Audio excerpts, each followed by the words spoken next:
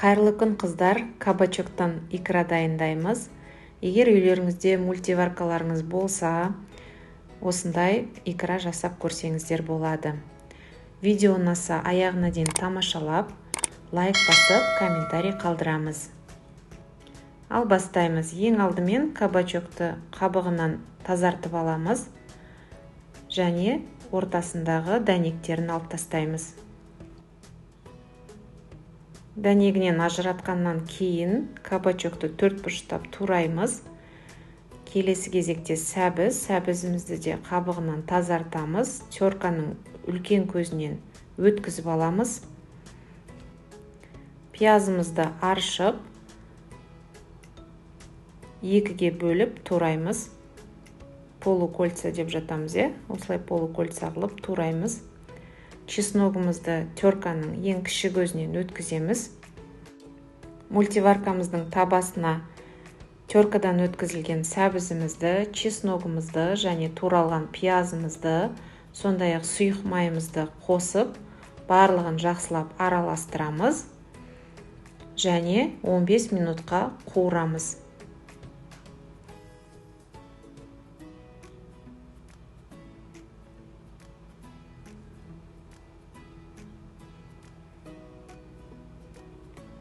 Қуыру барысында біздің мультиваркамыздың қақпағы ашық болады.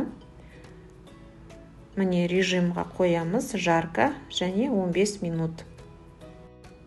Мультиварка бірден қызады және астын күйдірмей табасының жақсылап қуырып береді. Осыдан кейін туралған кабачокты салып, бір араластырып, мультиварканың қақпағын жауып, 45 минут тушенияға қоямыз. Уақыты өткеннен кейін мультиварка өзі хабарын береді. Сол кезде қақпағын ашып, барлығын жақсылап тағы бір араластырып, мясорубкадан өткізіп аламыз. Барлық көкөністеріміз тағы да майдаланады. Және осы мясорубкадан өткізілген көкөністерімізді қайтадан мультиваркамыздың табасына салып, 20 минутқа тушенияға қоямыз. Мультиварканың беті жабық болады.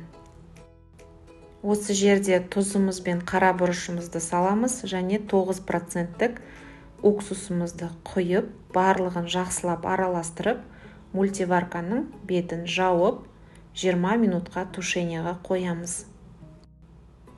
20 минут тушенияда тұрғаннан кейін біздің икрамыз дайын болады.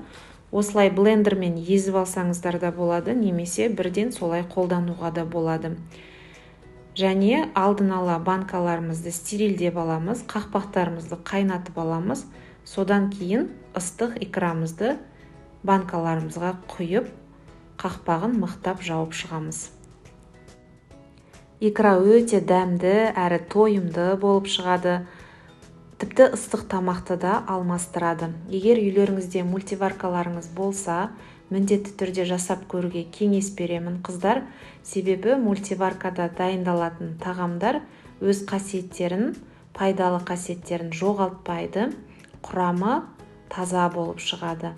Және үйлеріңізде кішкентай бөпелеріңіз болса, дайын міне осындай пюре жасап ұсынуларыңызға болады.